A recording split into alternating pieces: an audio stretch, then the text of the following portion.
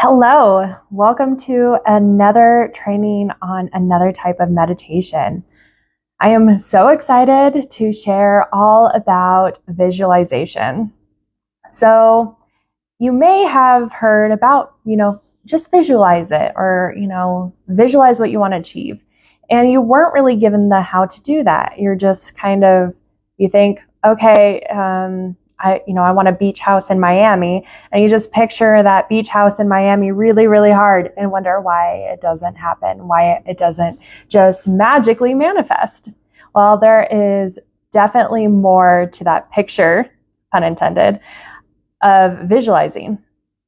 But before I get into more visualizing and the history and the how-tos, in my research of visualizing and how it kind of came about and transformed, I found more information on, some mindfulness versus meditation versus visualization, which I shouldn't say versus, they all can be very connected and intertwined, even in one practice. But according to Jon Kabat-Zinn, people who practice mindfulness through the world view it in 7 foundations of mindfulness. And I thought that was really interesting and maybe helpful in your mindfulness practice. The first one is being non-judgmental, not labeling any experience as good, bad, right, or wrong. It just is.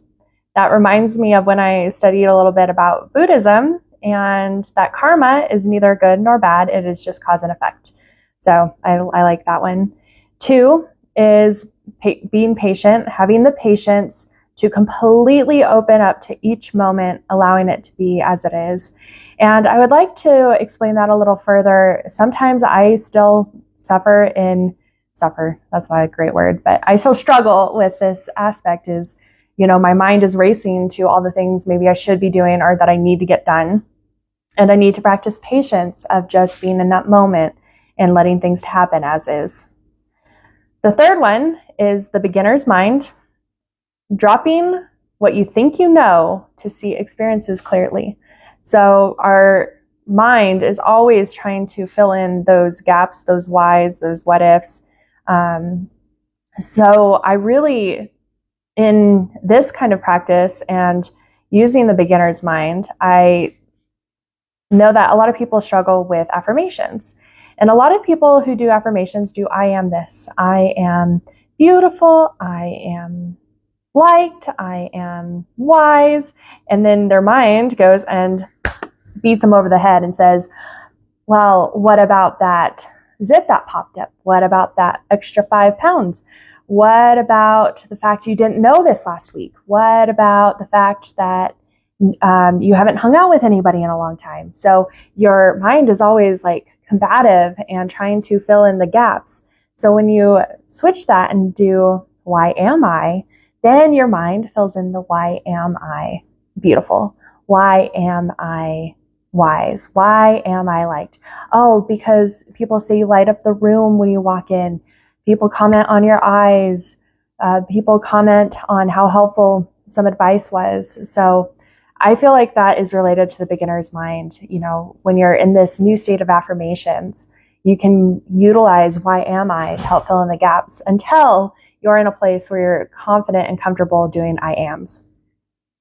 Trust is number 4, and this is also huge, developing trust in yourself, in your gut, and in your feelings. And I work with clients on how to retrust their intuition. We are culturized, we are programmed out of our intuition that we are innately born with. So I help people get back to their own intuitions. 5 is non-striving, shifting from doing to just being. That's just kind of some of the other ones condensed into that, just being in the moment, just being who you are, just having those thoughts and having those feelings without judgment. 6 is acceptance, seeing things as they actually are in the present. So once again, that is dropping the judgment, that is dropping the expectations and just observing. 7 is letting go, watching the experience and letting it be as it is. They all relate to each other, just observing the experiences without judgment. So I thought that was a great little tidbit for mindfulness And because they're all connected, I thought it was important to bring up in this visualization training. A quote about living mindfully is one from Viktor Frankl. He was a neurologist, a psychiatrist, and not most importantly, but pretty importantly, a Holocaust survivor. Between stimulus and response, there is a space. And in that space is our power to choose our response. And in our response lies our growth and our freedom. Pretty powerful words coming from somebody who's been through what he's been through. And it's absolutely true for mindfulness, meditation in general, and visualization. So instead of controlling our external environment, we can control our internal environment, which then also controls our external environment a little bit. So mindfulness really focuses on the physical. It focuses on your breath, on your 5 senses, and it is a very physical focus.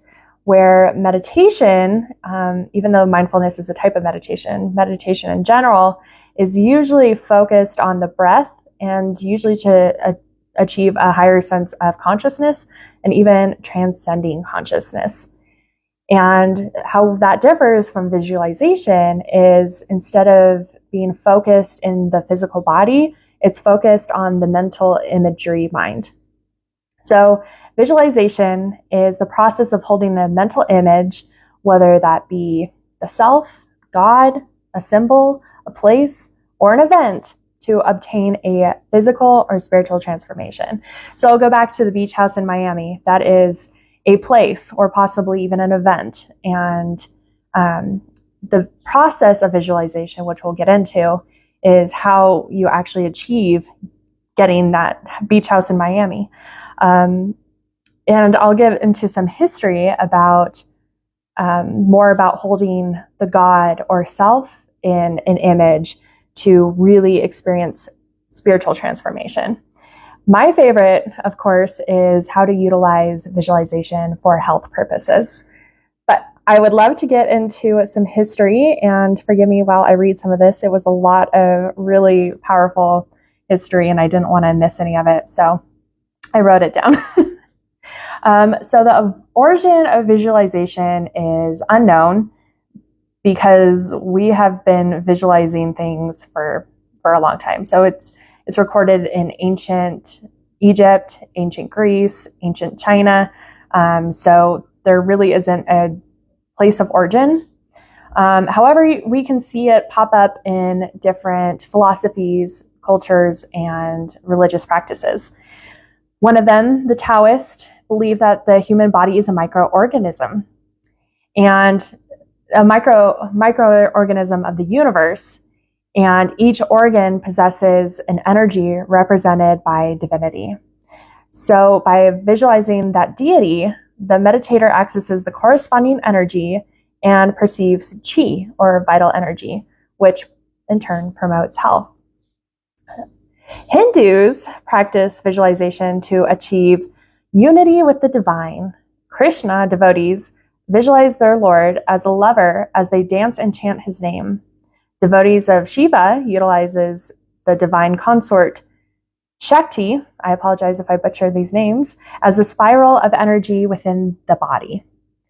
The practice of Kundalini Yoga involves visualizing the energy rising from the base of the spine to the top of the head to unify the meditator's body with that of God. Tantrists visualize a yantra, a geometric diagram that represents an abstract from a deity, to focus the mind and become one with God. And it's really interesting to see how bits and pieces play into even my own practice. And I don't have a word for my practice. Maybe I will one day. But I definitely love the base of the spine to the head of the meditator's body. I utilize that energy, that creative energy that's stored in the base of the spine, in the pelvis, in our sexual organs to create life. I utilize that and push it upwards, and that is how I achieve transcending my body, which we'll go into in another training video, the Transcendental Meditation. But it's just very interesting that a lot of these include visualizations when in other forms of meditation. So we'll get into the New Age practice of this.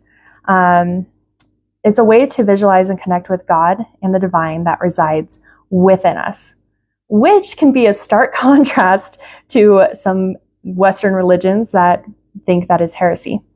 It was the New Age movement that actually propelled visualization into the mainstream attention, at least in Western culture.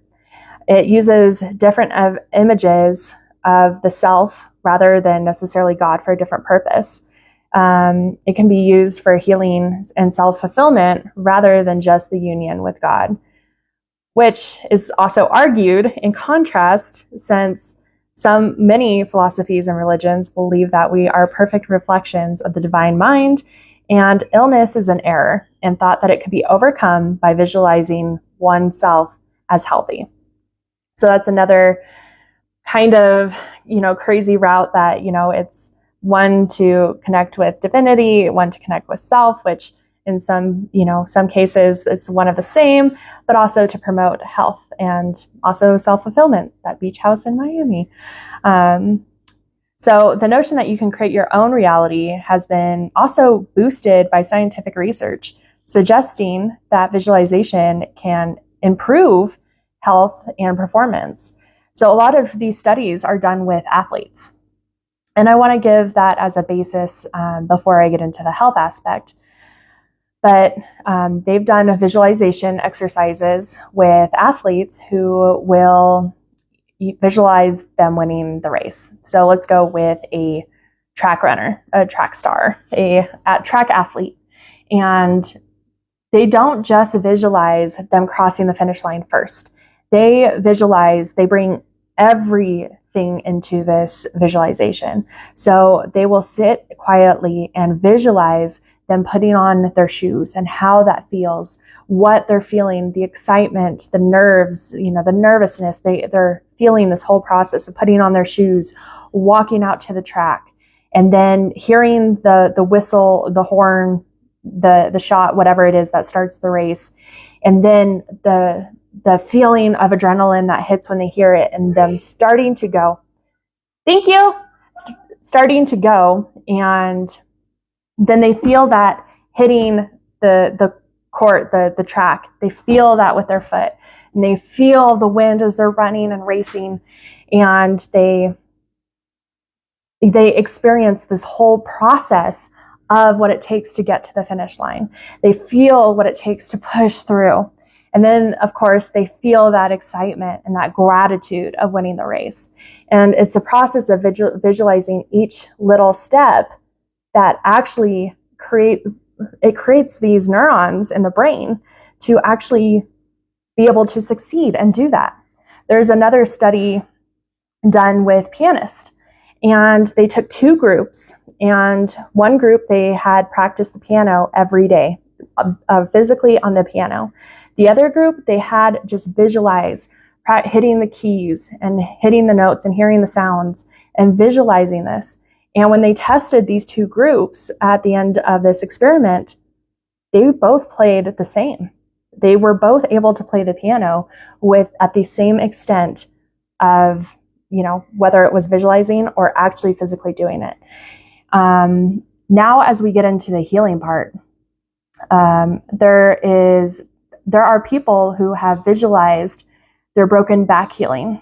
They have gone in and actually visualized the back repairing itself, mending, feeling better, feeling great. And, they go in and just fully focus on that healing. I've got a client that works on her mast cell activation syndrome.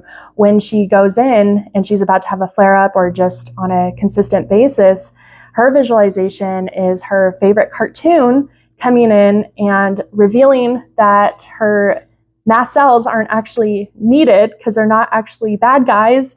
There's no actual bad guys. So mast cell is an autoimmune disorder where the mast cells are released at any little sign or threat perceived threat is a better way of saying it.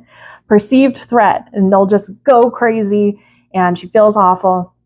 So in visualizing that her favorite cartoon characters can come and reveal that there's actually no enemy, much like in the cartoon, then her symptoms have decreased by severity and frequency. So visualization for healing is also extremely important. So how do we do this? I gave you a good example about the runner, but I want to go a little bit more into the how-tos. And if anyone's familiar with KMI or kinesthetic motor imagery, it's very, very similar. And you really get into the full experience. So I'm trying just to think of a good example, but okay, I keep mentioning the beach house in Miami. Let's go through that process. So you're going to sit, and you can do this with health. You can do this with anything. You could do it with performance. You can do it with events, places, reaching the divine. If you want to discover how to do this for your own health, feel free to, leave a comment, send me a PM, and we'll discuss how to utilize this for your specific circumstance.